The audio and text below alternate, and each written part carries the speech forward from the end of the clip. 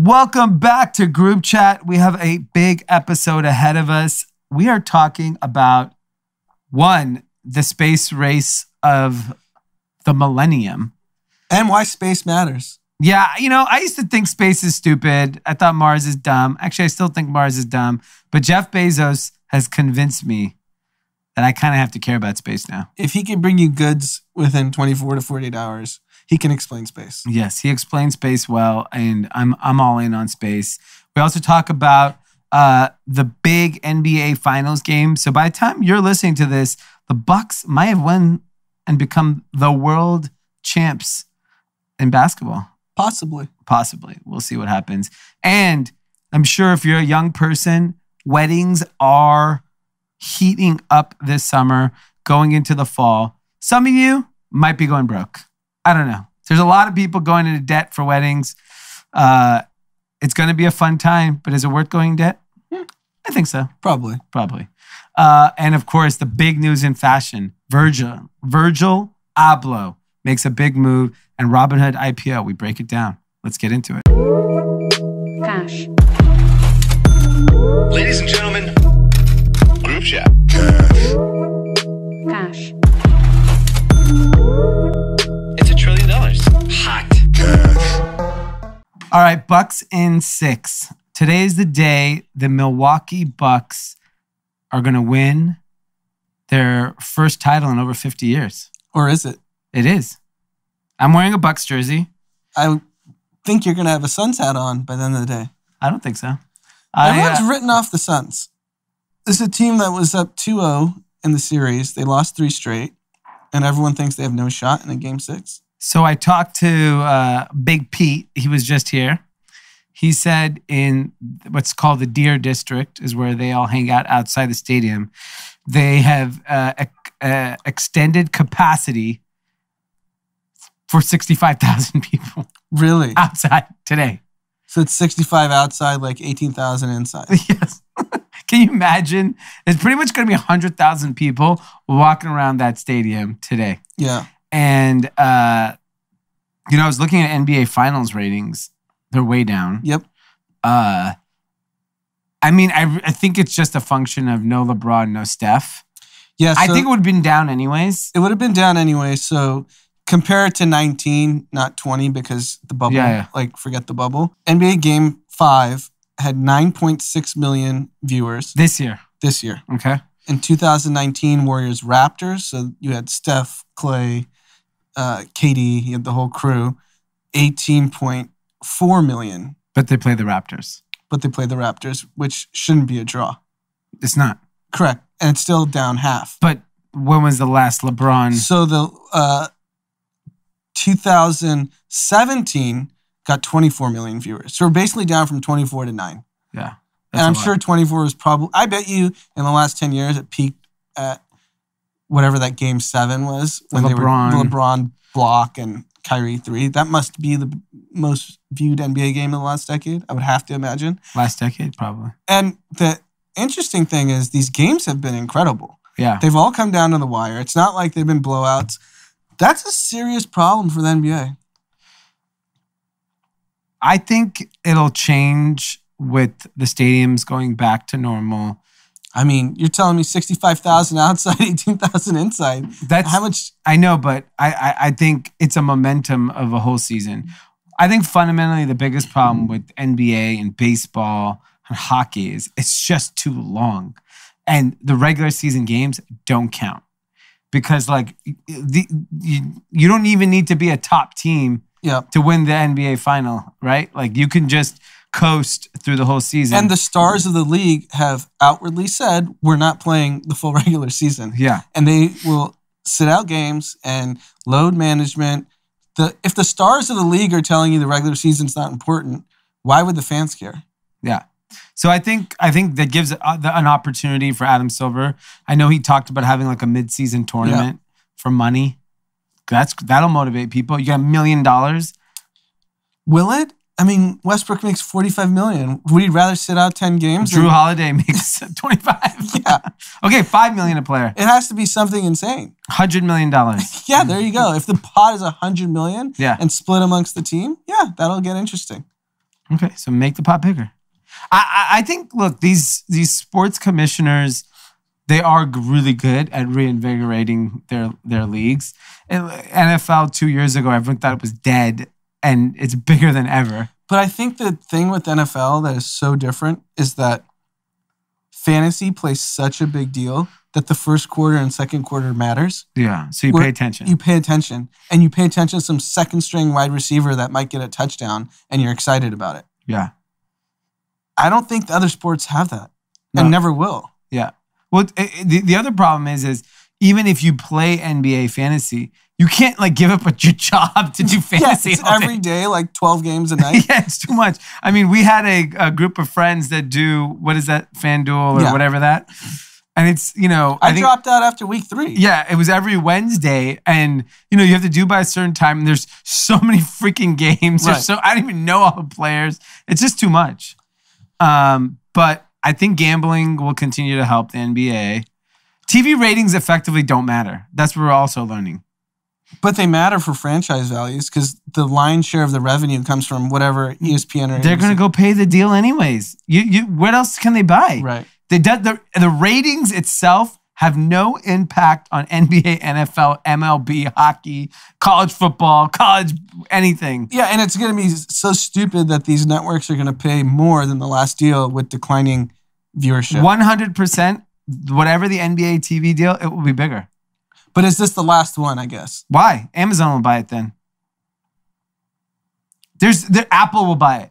Do you not think Apple would want the NBA rights on Apple TV? Why? It's good for business. It's never ending. It's just adding a feature, you're saying? Like just to keep you on the service? Yeah. What these Facebook, Zuckerberg runs out of ideas. He goes, fine, I'll buy all the NBA TV rights. Only available on Facebook, not even Instagram. You have to watch NBA games. We'll watch it. There's millions of people that will watch the NBA on Facebook. There's also NBA is a global sport. So we're looking at it only through the lens of American viewership. There's all these people in Europe and Asia that watch NBA. It's the only American global sport. Yes, that's right. So it's maybe UFC. Yeah, sure. Because they went the Abu Dhabi island. Yeah. They did all that. Yeah. So besides UFC, the NBA is the only one. So we know that people in Asia watch NBA. We know that people in Europe watch the NBA. So it may even out. Sure, American viewership is down. Is global viewership down? Probably not. You would think. I think they're down because there's no LeBron and Steph in the finals. But if Giannis is now, if the Bucks in Greece, I'm sure it's huge. Sure, but if Giannis wins, he's now the face of the NBA. Yeah. It's no longer LeBron. It's no longer Steph. He is the NBA. I know. I mean, when the Raptors won, no one said Kawhi was. But Giannis he's just become this lovable guy. And he's got a good personality. I don't think he is yet. He doesn't have a bigger in life personality. Whereas the on-court antics of LeBron and Steph were so fun.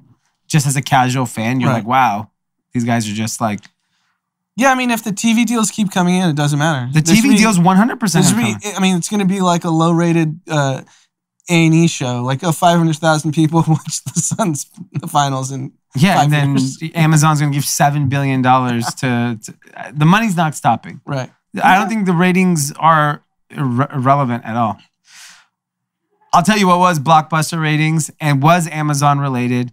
I was up this morning at, normal time, 5:45, and I look at my phone and it goes, Jeff Bezos has just taken off into space. So I quickly go to turn on the TV and I just missed them taking off. So I caught the landing. And, I missed the Richard Branson thing. And I've said on this podcast, space is stupid, Mars is dumb, all of that stuff. With all that being said, I really enjoyed watching that whole experience. And there's a couple reasons why. Did you catch it, by the way? I watched the replay. Okay. So I watched the liftoff and the landing. So I didn't see the whole 12 minutes in entirety or whatever it was. I saw when they landed. By the way, the technology is just incredible. They're obviously out into space. He flew out 62 miles. I think Richard Branson flew out 53. So a little bit further than Richard Branson did. And he made it clear Yeah. that he did extra 10 miles. Tim loves it. Yeah. That was very important. And so all this amazing to take off, and the way you land is through a parachute, which I found kind of like basic, for a lack of a better word. And finally, the ship is landing, or the pod, and it lands kind of hard. Right. Like, I'm sure sitting in that thing, you felt a jolt. You must have. Yes. It basically like hit the ground. Yeah. And kind of like there was a thump. There was a thump. And then you see Jeff Bezos, like the camera was situated where he was sitting. You see him through the thing. He gives like a thumbs up. And then they're waiting to finally approach, the cars pull up. They're waiting to approach the pod. He puts on a cowboy hat because he's in Van Horn, Texas. Walks out. He walks out first. I think then it was the 18-year-old, and then Wally Funk, which is the 82-year-old woman, who, by the way, her history was amazing. She was one of the first females in the NASA astronaut program for women, and they didn't let her go to space because they didn't let women in that time go to space. So she finally got to go. And then his brother. So I was watching Bloomberg, and Emily Chang, the reporter there, had the first interview right after. They're coming next. Jeff Bezos is going to come. He comes out, cowboy hat, and he is so excited and so happy.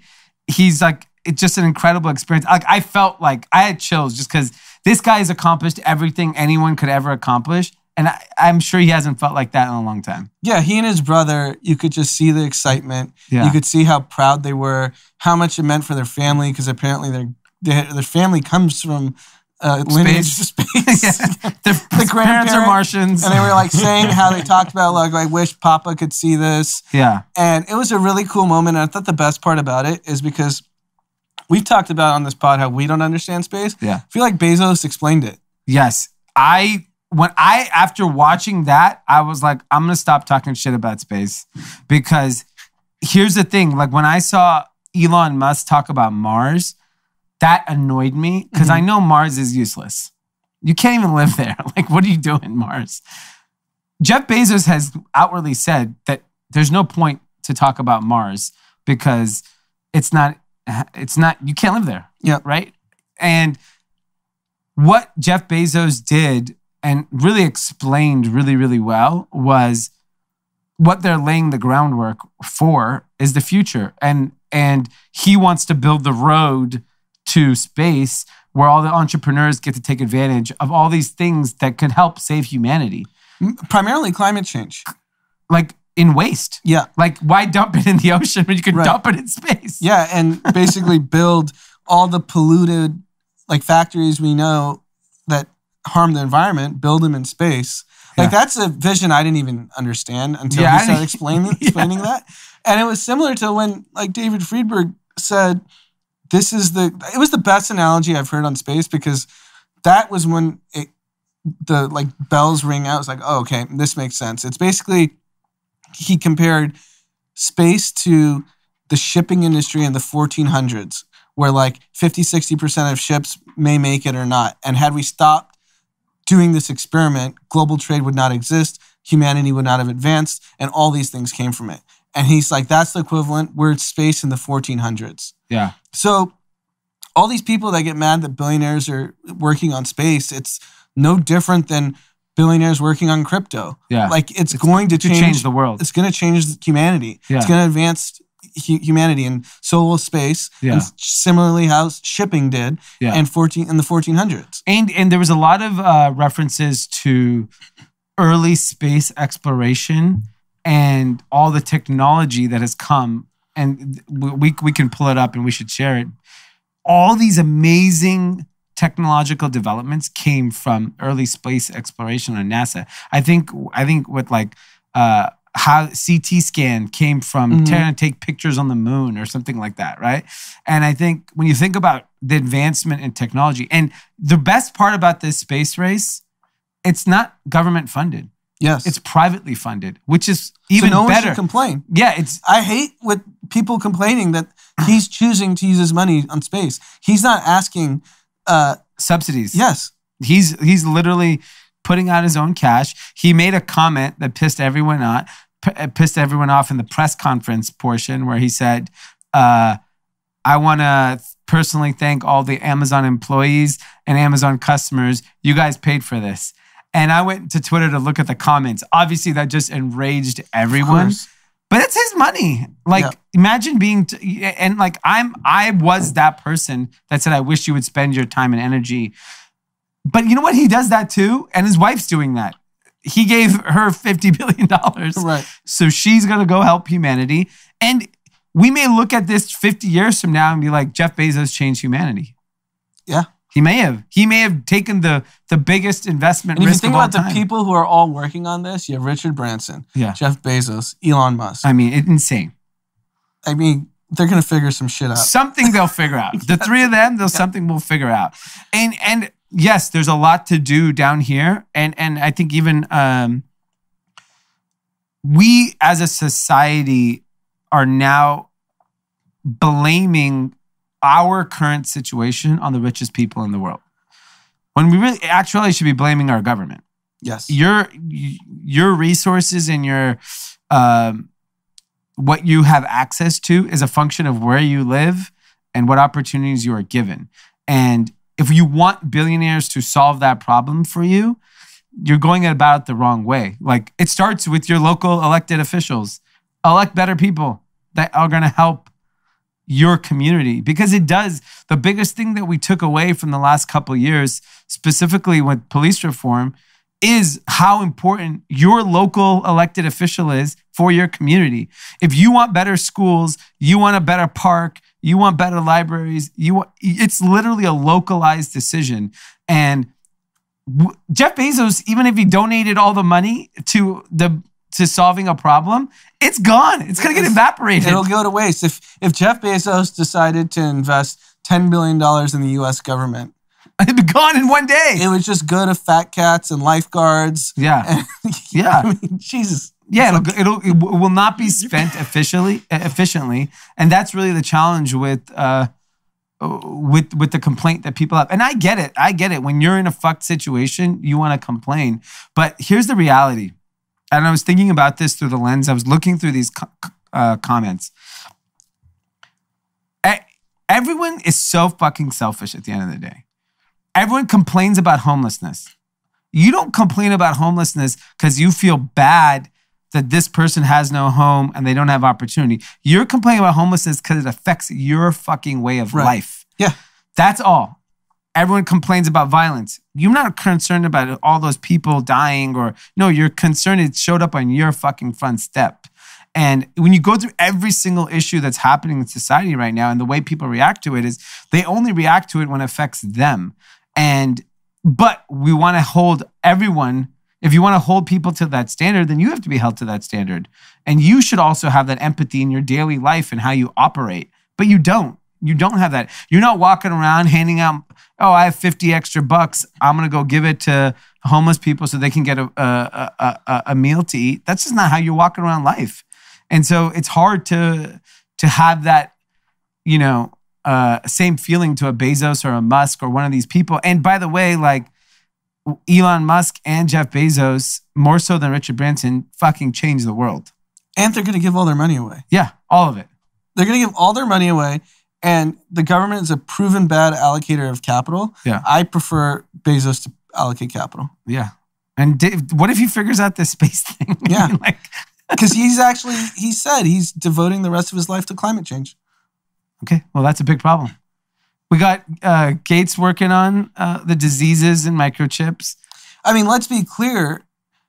How did we have the single greatest invention in science of recent time was the Moderna vaccine. They mapped out the RNA sequence to solve COVID in January of 2020. That is before anyone in the United States even thought about COVID. Yeah. That is a private company that's privately funded, and they figured it out. It wasn't a government-funded hospital. Yeah. And it should have saved the world, but we're fucking ourselves by people not getting vaccinated. But Moderna gave us the solution. And they did it in like a day, right? Less than 48 hours. That's crazy. It just took time to test it and make sure it was safe, which is fine. But it was solved. Yeah.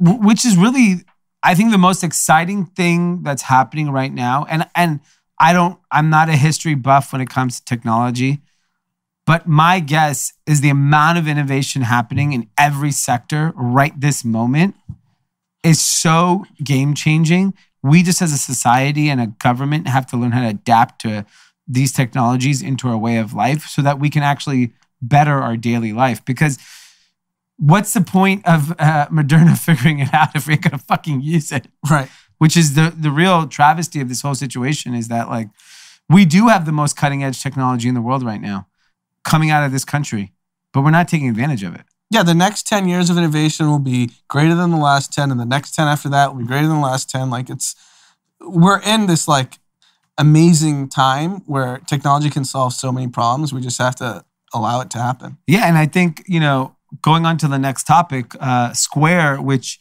effectively started as like a hardware for credit card processing, in its first iteration, was a payment processor for small businesses, has now morphed into this like pretty big behemoth of a fintech company that's now taking on banking.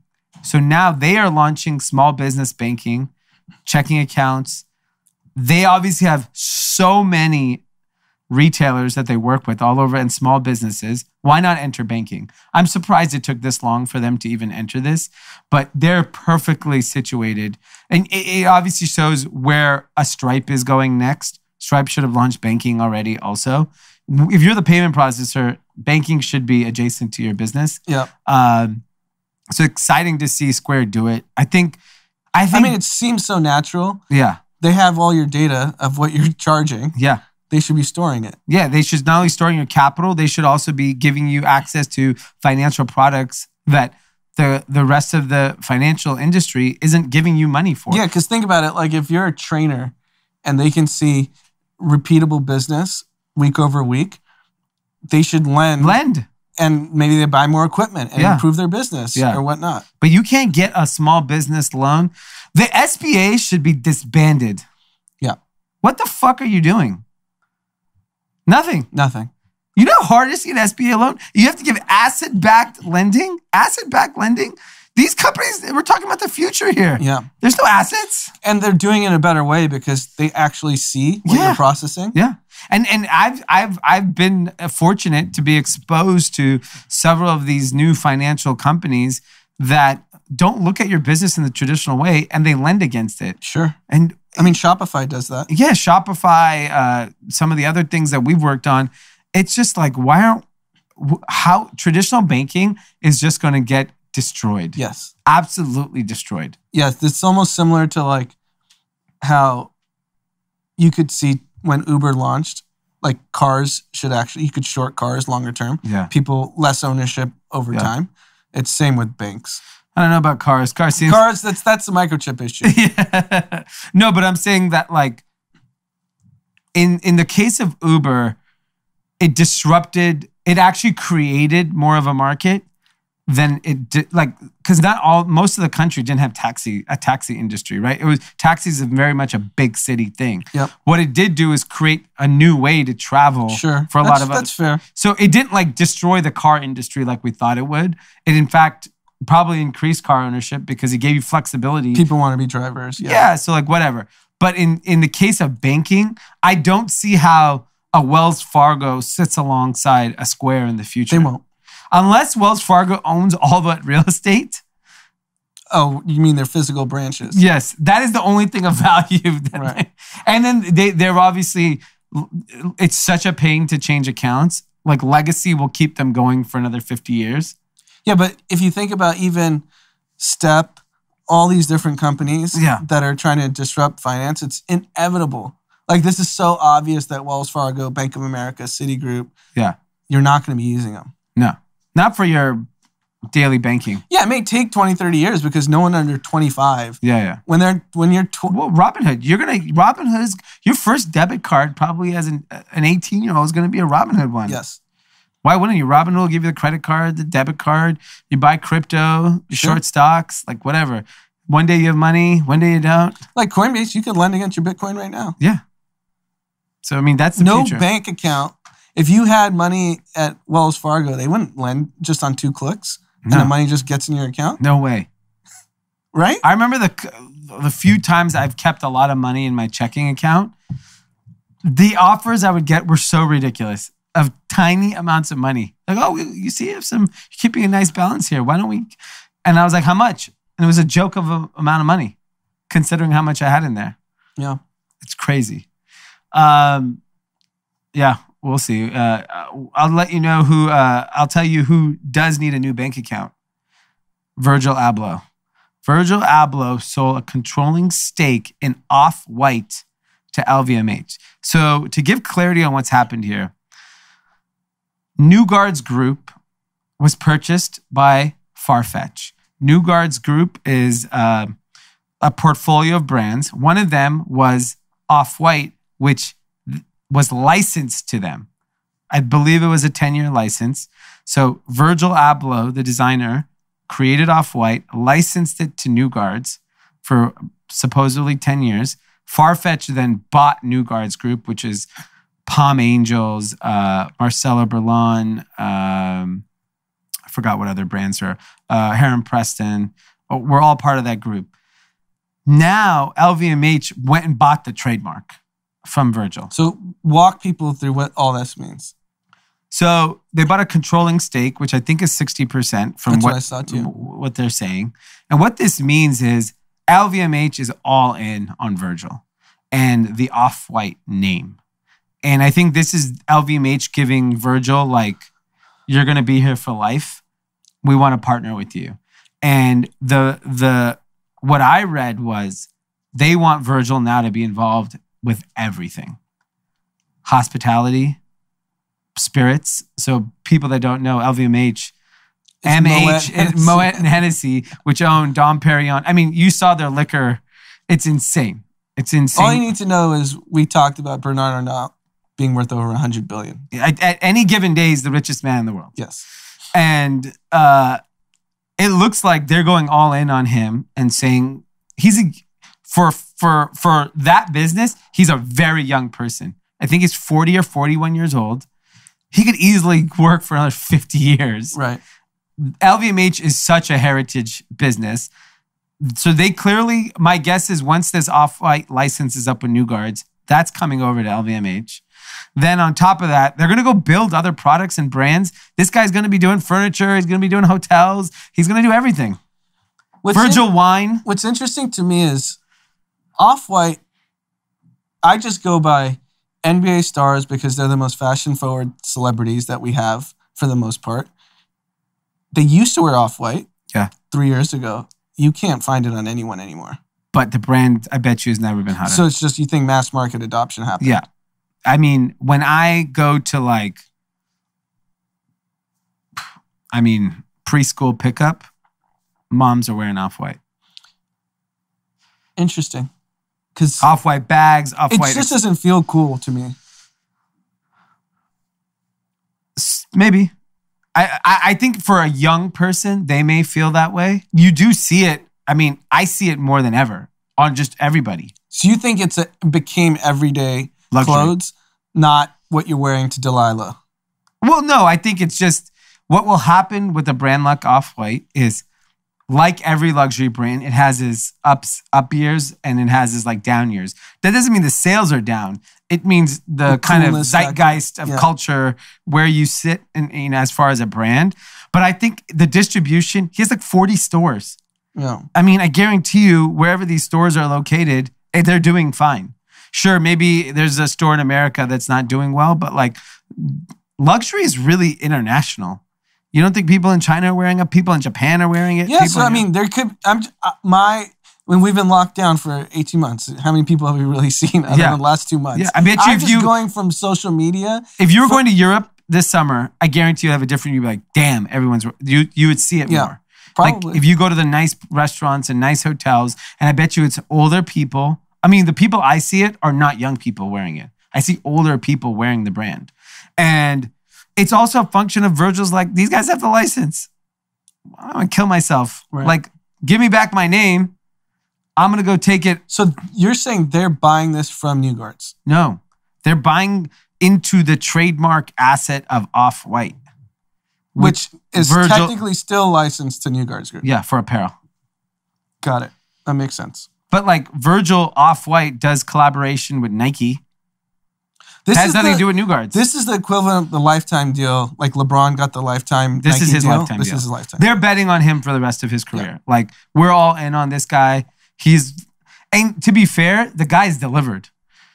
The shoes with Nike have been one of the biggest. I mean, that's such a insane energy they brought to Nike. Every collaboration the guy did over the last 5 years, he just took a break. He's going to come roaring back. He's only 41 years old. Yeah, the break didn't matter. Yeah. And I think now, if I'm Louis Vuitton, and hit at his age and his influence, it's such a good bet. Oh. I mean, it's gonna win big. All right, talking about bags. So Robinhood is finally going public. The reported valuation is $35 billion, which is lower than what we kind of heard on the street. Everyone thought it was going to be 50. I heard I talked to some person in finance the other day, and they said mid 40s is what they said. I'm on a newsletter for a wealth advisor, and they wrote up a whole thing on why they think Robinhood's a $50 billion company. And there was an article on MarketWatch that kind of broke down a lot of things. I think one of the more compelling things were it's worth significantly less than Coinbase out of the gate. And one of the things is timing. Robinhood probably should have gone public 60 days ago. They should have gone public probably before meme stocks happened. Last year.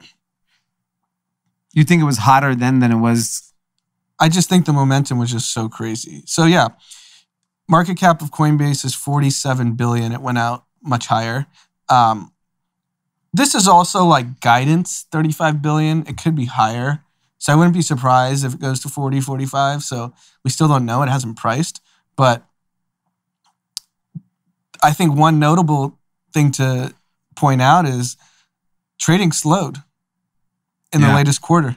And they said Q3 will be down. Yes. Revenue will be down in Q3 for Robinhood. People are out. Yeah. We talked about, I think, a few episodes ago, $522 million in Q1 of 2021 versus $127 million in Q1 in 2020. Crypto is really driving Robinhood. That's the biggest driver. They currently own $4 billion of Dogecoin.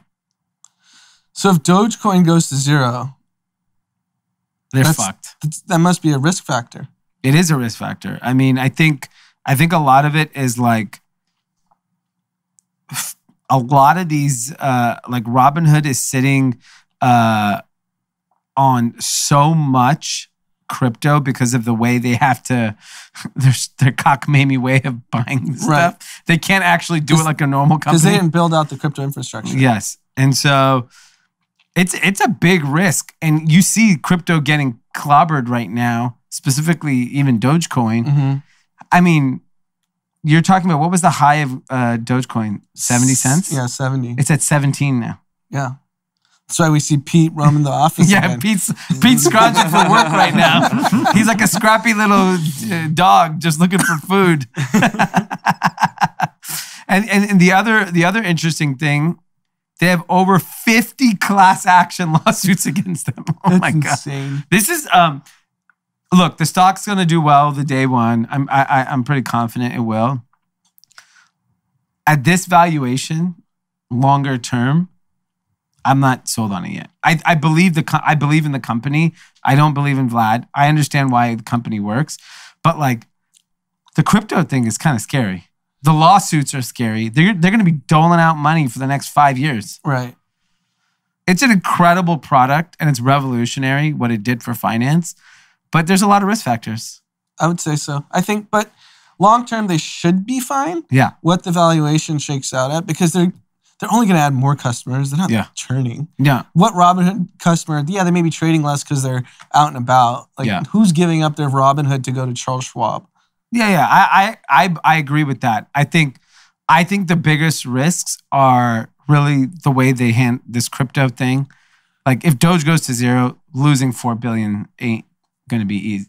Yeah. That's going to be tough. Yeah, I think they're going to have to invest billions. I mean, that's what Coinbase did from a crypto perspective. They invested billions and billions of dollars in actual crypto infrastructure. I remember speaking with someone from Coinbase in 2018 when Robinhood started gaining momentum on crypto, or they just launched. I forget the timing. And they like kind of scoffed at it, saying like, do you know how much it took like a decade to build this infrastructure? This isn't like overnight you could turn on a switch and start buying crypto. Yeah. And you need crypto engineers, which are impossible to find. Because they're billionaires. That's also true. I was talking to someone who's deep in crypto in the Ukraine, and he's like, I can't hire anyone because everyone's a billionaire or worth millions of dollars. The other issue is revenue for Robinhood is still 81% comes from payment order flow. Yeah, obviously. But that'll be there forever. Yeah, but it's interesting. You know, if you made a lot of money on Robinhood, I'll tell you where it's going. It's going to weddings. Weddings are booming. So last year in 2020, 40% down with weddings. This year they're up 50%. And I'm guessing people are going all the way out on weddings. Dresses, bridal showers, bachelor parties, Everyone's upgrading to the higher alcohol package. Yes, everyone's going up. You don't want to be serving Cuervo and Stoli. You want Grey Goose. You want the nicer stuff. And there was a really interesting article in Bloomberg about the wedding industry. And there were some pretty crazy stats. Have you seen an uptick in wedding invites? Me personally? Yeah. No, but I was averaging 8 to 10 a year. At some point, your TAM is gone. It's dwindled. Yeah. I'm getting like 2 to 3 a year now. So your addressable market of weddings is... If I've gone to 8 to 10 weddings a year for effectively the last decade, it's a lot of people. How many more people do I know that need to get married? I have 3 wedding invites in August. Interesting. I think that the really interesting and scary thing about weddings is, so they did a survey of people attending weddings. A third of bridal party members took on debt for a friend's wedding. A third. Wow. 43% of maids of honor, 38% of best men, 35% of bridesmaids, 30% of groomsmen. Which is really scary because, like... How are they classifying that as debt? Like, oh, you put it on a credit card to get to Miami for a wedding? Yeah, because it's probably money you don't have at the moment, but you're like, fuck it, I want to go, you know. Because I remember there was, when I got married and you got married that year, that 2-year stretch, we had to attend a lot of weddings. It's very expensive. And... So you have to get gifts, to get suits, dresses, travel... hotels, and our friends, unfortunately, only were at the nicest hotels. In the far-off lands. Like, no one's wedding was close. No one's was just like a regular, like, walk down the street and go to, like, a wedding. There may have been a few. Yeah, there were a few that happened. But that stretch in, like, 2016, 2017, it was like, oh, I got to go to Europe twice for a wedding. You got to go here. You got to go there. I mean, it was like $25,000 a wedding. It's expensive because then you extend on a trip. If you're going to go to Santorini for a wedding, you can't just like come home. You're already out there. Yeah. It was so expensive. Mm-hmm. I remember every time we'd have to go to a wedding, you tack on all these expenses. And I think right now, especially if you're the wedding age, I can't imagine. You're probably getting invited to 40 weddings this year. Yeah. If you're probably 30 to 32, it must be insanity. Yeah. It's like every week. And, to be fair, if you've been waiting this long, you want to go all out. Like if you're the person getting married. Do you think the variant slows any of this down by the fall? I think families are going to, I have an exact example. Every single week, I check on Monday hotels in Santa Barbara. Because I want to go. It's probably a wedding every weekend. Weekday, I'm down to go. I want to take 1 week off before the kids go back. Dominic goes back to preschool. So anytime in August. And I look every fucking Monday. I'll give you an example. 2 hotels in Santa Barbara. One's called the Bacara, where I got married. The other is the Rosewood Miramar. I think Bacara is a Ritz now. Ritz, yeah. Ritz, right? Bacara, whatever. So the week I was looking in August, this is last week versus this week. Last week, it was $2,200 for the Rosewood for a regular room. So what does a regular room at the Rosewood look like? I've never stayed. It's nice. It feels like a suite almost. But there's only one room. One room. It's not that big or anything. It's so you have 2 kids. You can't, yeah. 4 can't sit. No, we would need 2 rooms. Right. God forbid, like our mom comes or a nanny. I mean, like it's ridiculous. So I look at Bacara. It's at $1,250 a night, which is crazy. So to put it in perspective, 3 years ago, those are at least Bacara probably would have been a $400 a night room. No, in the summer it'd be $600. Okay, it'd be $600, but not $1,000. On a big weekend, sure. There were weekends it was $1,000, but not weekday. Yeah, weekday, no chance. Weekday would be like $500-$600. Yeah. I looked today because of the Delta. Rosewood is now at $1,900, dropped $300.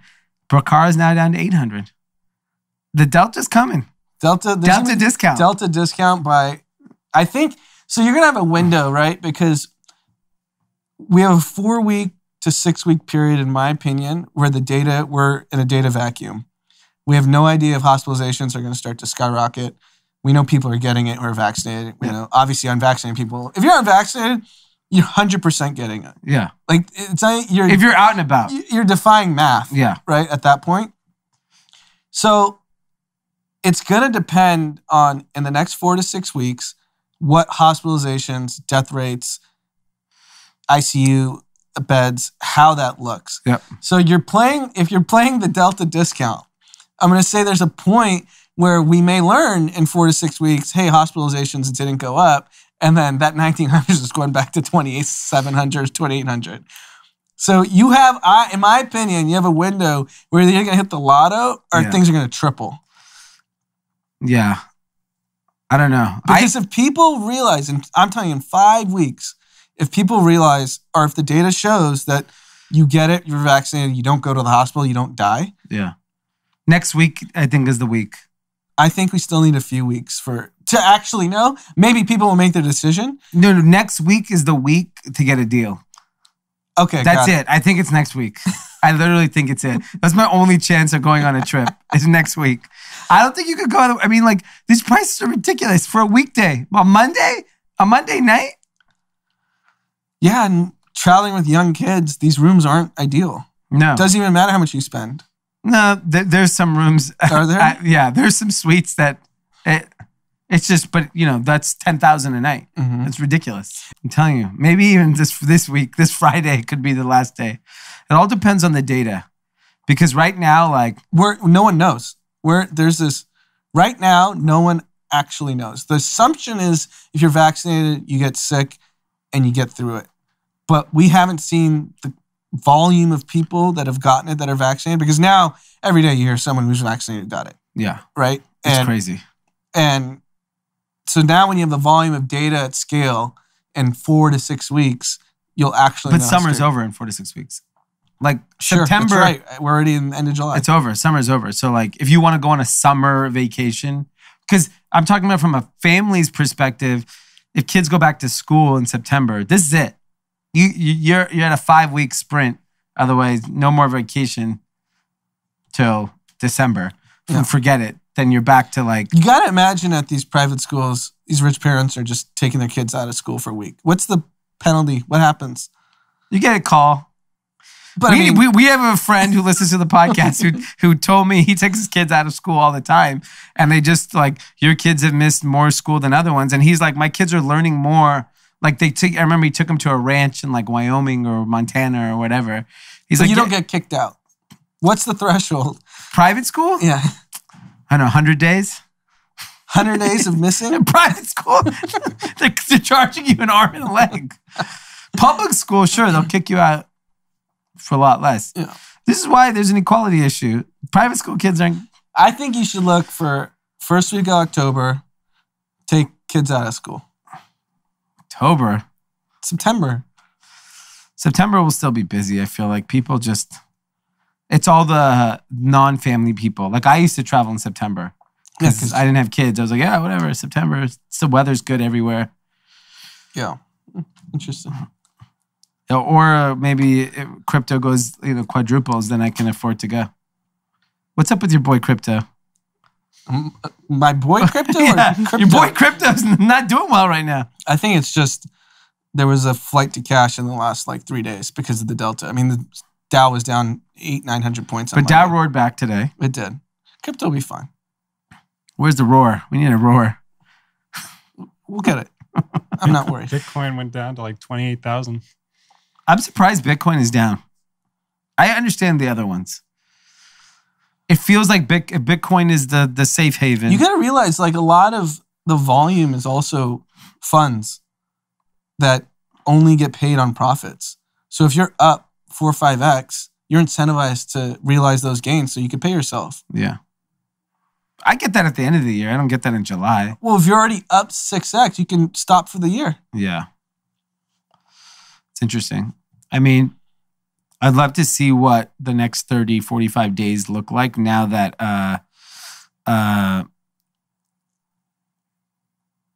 does it affect the way investors think about the future with Delta? Because obviously Monday, stock market did go down aggressively. And growth stocks were up. And Twilio, Datadog, Peloton. Well, all the kind of work from home, right? And then today the stock just roared. Everything went up today. Yeah. So that was just like a blip. I mean, it's what I think Drama said it. It's like a dip and rip. Dip and rip. It's a good t-shirt. Yeah. It's interesting. Well, someone that isn't making the bag that they used to is Caitlyn Jenner. So, because she's running for governor, she chose to release her tax returns.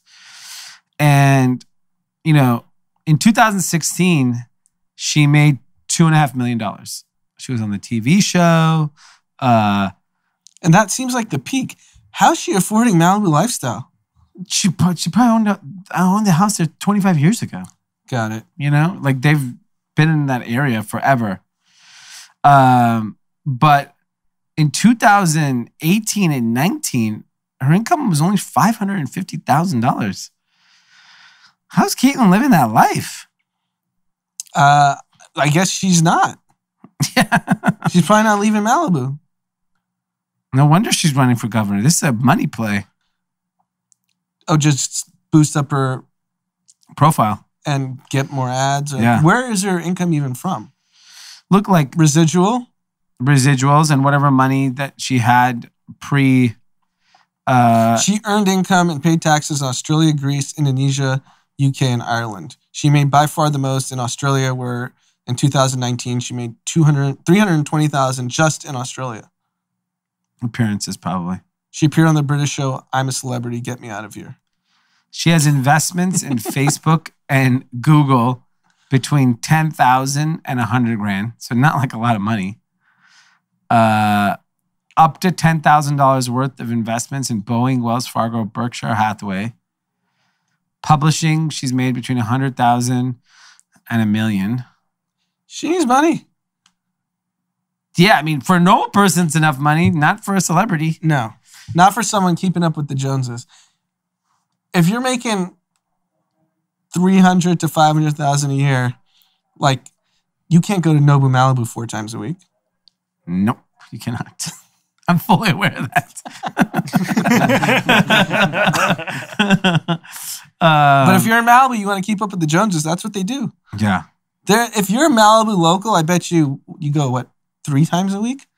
Which side of the street are you living on? Water side. Yeah, I mean, you're going there for coffee, right? He's coming to your house. You're going there for coffee and avocado and spend $500. Oh my God. But interesting. I was shocked at how little, because the kids are making bank. Yeah. Kim, Kylie are making just gobs of But money. Kim's not a Jenner descendant. No, Kylie is. Kylie may need to loan him. Maybe her Kylie money. takes care of her.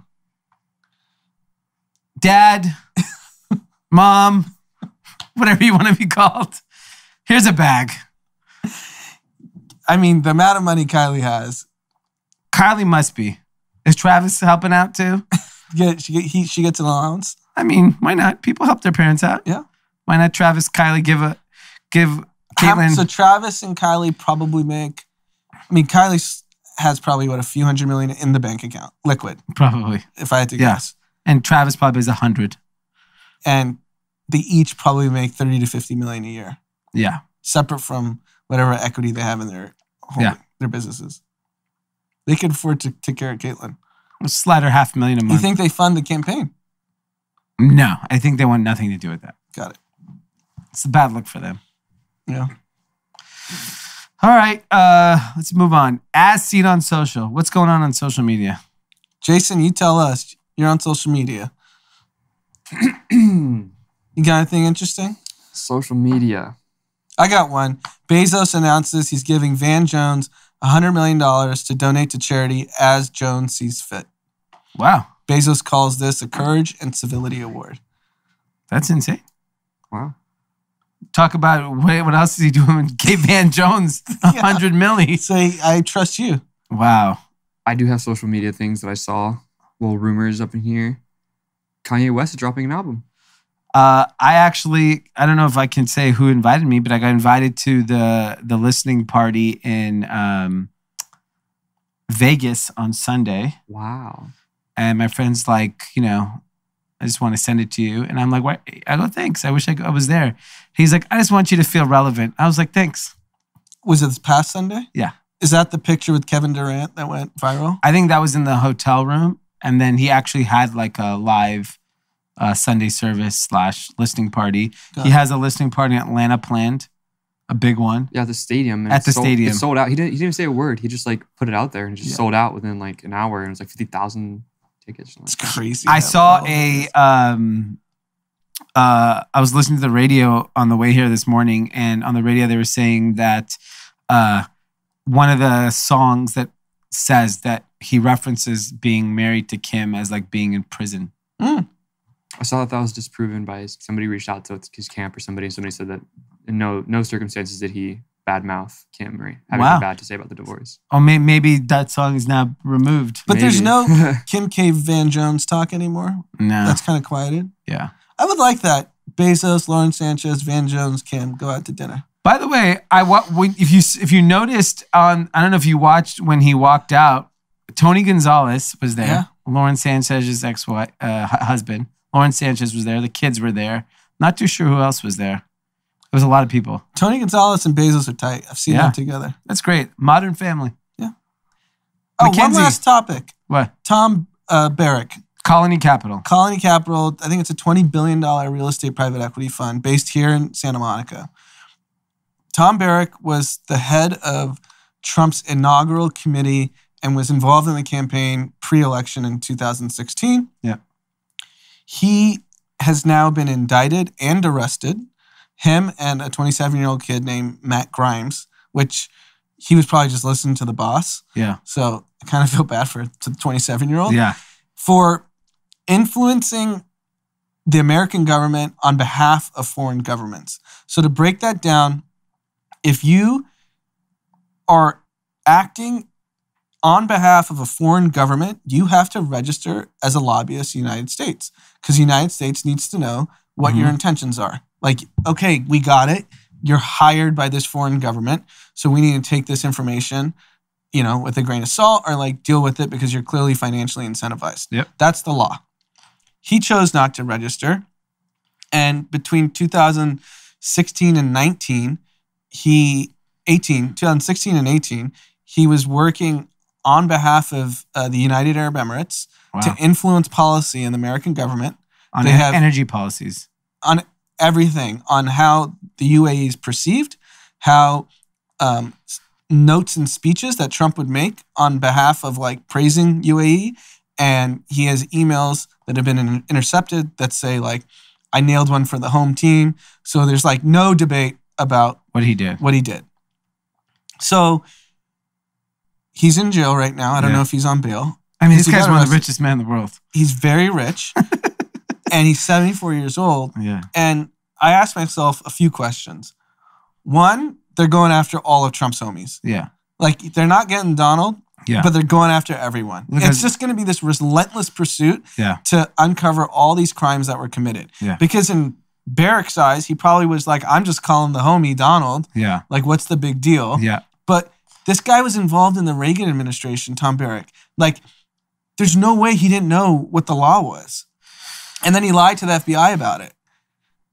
So, and he got caught lying. Yeah. I have a feeling they're going to throw the book at all these guys because they know they can't get Donald Trump. Yeah, so just go after every single one of Leon Black. Tom Barrick is a very high-profile person. Very high profile. I mean, Colony Capital owns the Neverland Ranch. Michael Jackson. Wow. I like the Neverland Ranch. Can I share a Tom Barrick story? Sure. So I was in Aspen for a bachelor party. Oh, yeah, this is a good story. Fuck him, he's in jail. Aspen for a bachelor party. It's a group of probably 12 of us, I would say. 8 Indians, 3 Chinese, wow, 1 guy. Scary one group. white guy. Scary group. All males. Obviously. And we're sitting at one of the hotels. It's like lunchtime. And which hotel? Like Jerome? No, the other one. Little Nell? Is that the Little Nell, yeah. That's the restaurant. Is that the hotel or the restaurant? I forgot, yeah. It was not the St. Regis. It was the other one where we were at, which is also like their 5-star property. So we're sitting there lunchtime. One of the guys in our group used to work for Tom Barrick. And he came over to say hi. And like at the time, he wasn't a very senior guy in the firm, our friend. And I was like, wow, that's pretty nice. Tom Barrick, like billionaire guy, remembers like the junior guy on the team, and walks over to say hi. They have a little conversation. And then he looks at all of us, Tom Barrick, and he's like, I really want to know what the convos that are going on here. It's probably some really interesting stuff. And he just walked away. So it's a combination of being complimentary and racial profiling. There's a bunch of Indians and Chinese. But it's a positive racial profiling. Yeah, so I don't know how to feel about it. You should be happy. I mean, I think it was a nice gesture. It was a nice gesture. He's like, what are these a lot of dark people here? They must be up to something good. A lot of Indians. It's a good story, though. It is a good story. So, I mean, I wonder if he goes to jail. I don't think he goes to jail. Maybe not. But I guess the point is, I think because of the way Donald Trump was running the show, everyone thought it's all fair game. Like, they really needed him to get reelected to clean up the mess. Yes. One more term, clean up everyone's mess. Because think about it. The 27-year-old kid, he might get fucked. Yeah, they're going to throw the book at him. And he's just like, if Tom Barrick's saying it's okay to do these things, he's best friends with Donald Trump, the president of the United States, then I'm probably in the clear. That poor sucker. Right? 27-year-old. That guy's going to serve time. Tom Barrick's not going to jail. I just don't believe it. Yeah. But. Wow. Blockbuster news. So just because your boss is really close with someone very important, you should double check what they're asking you to do. Yeah. Right? Yeah, is that the moral of the story? I asked Jason to go to Big 5 today. Guess what I'm doing? I'm going to Big 5 today. Sounds like some funny business. And then, do we have any shout-outs? We do. We have 2 shout-outs. Okay. So got one here. It says, what up, guys? Longtime Kathy, currently living in Texas. I want to shout out my best friend Jordan, a.k.a. Jay Harv, a.k.a. Dusty827, for getting a promotion this week. Moving out to LA with no job. And he is barely getting to know people, but he's been making it happen ever since. Keep up the good work, brother. We've been supporting each other in entrepreneurial goals since graduation in 2019. I know we'll both make it big soon. It's been awesome watching you, Dantes, Jada, and Dre grow your lovely 8s page on Instagram. Your aesthetic is awesome. The original pair you guys make is legit. Just a matter of time before you blow up. Can't wait till we go to that trip to South Africa together. All love, Jacob. Nice. And that was very thorough shout out. That was in reference to our in-house other intern, Jordan. Oh, okay. And then the other shout out we have is from someone also named Jacob from Germany. He says, hey guys, I'm a longtime listener of the pod from Munich, Germany. I want to take this chance to give a shout out to myself because it's my 21st birthday on Wednesday. Nice. Also, I'm applying for an internship at Ledger this week. So in case Ian Rogers is listening to this episode, I submitted my application on Tuesday. Looking forward to hearing back from you. Thanks, guys. Have a great week. Hire me, Ian. Ian, give him a shot. Give this Kathy a shot. Jacob Thede, Jakobthed. Okay, look out for him, Ian.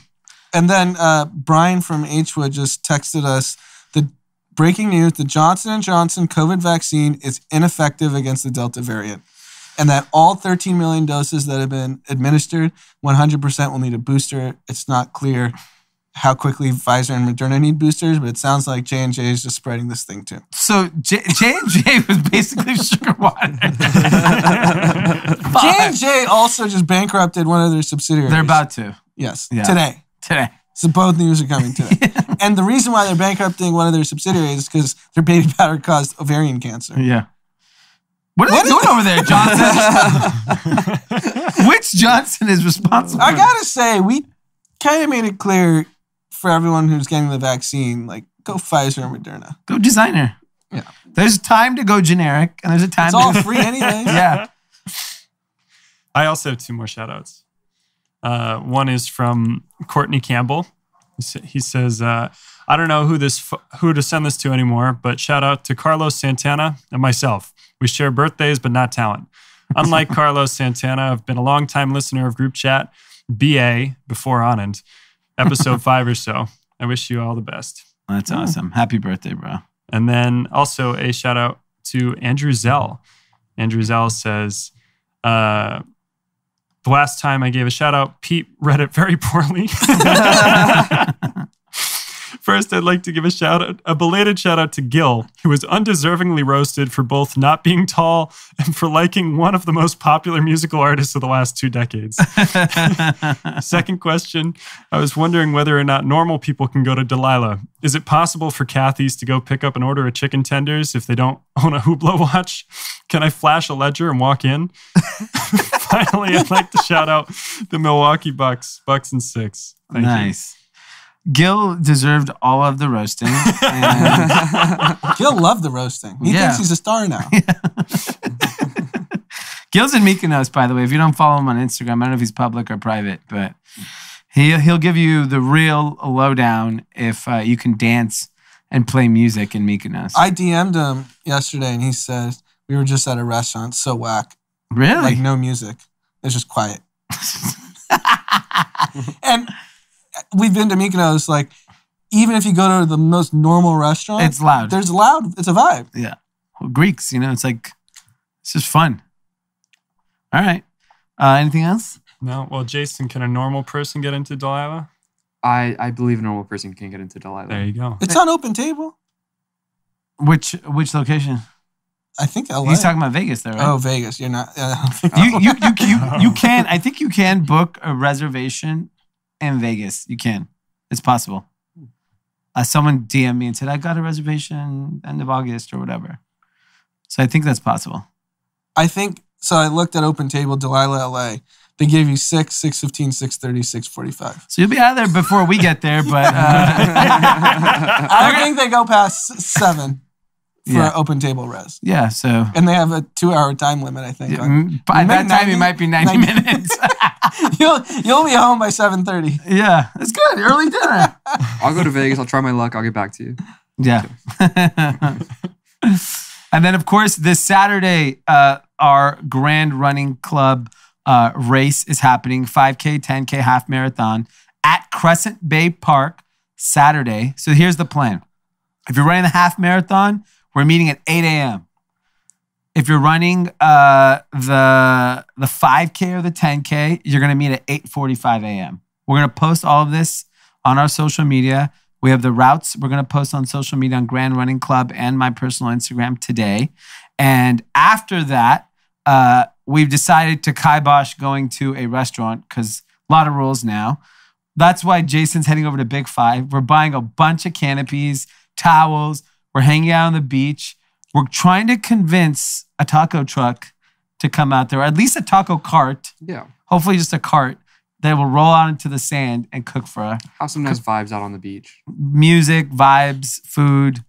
It'll be a really fun time. So we'll hang out at the beach all morning. You're going to come, right? Yeah. All right. Do my 5K. Okay.